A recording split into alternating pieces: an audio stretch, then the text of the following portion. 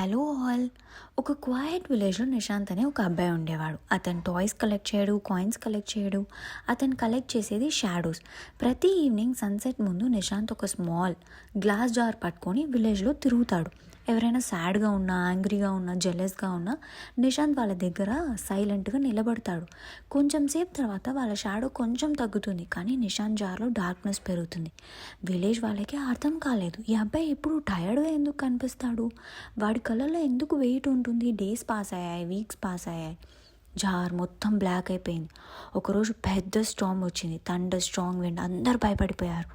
ఆ మధ్యలో నిశాంత్ విలేజ్ మధ్య ఉన్న ఒక రాక్ మీదే ఎక్కాడు. తన జార్ ఓపెన్ చేశాడు. జార్లో ఉన్న డార్క్నెస్ మొత్తం స్కైలోకి వెళ్ళింది.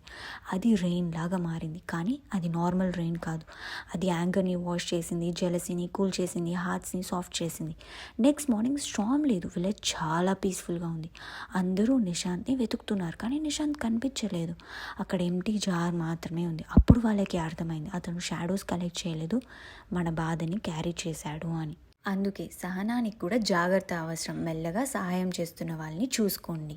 మళ్ళీ ఇలాంటి మంచి స్టోరీస్తో కలుద్దాం.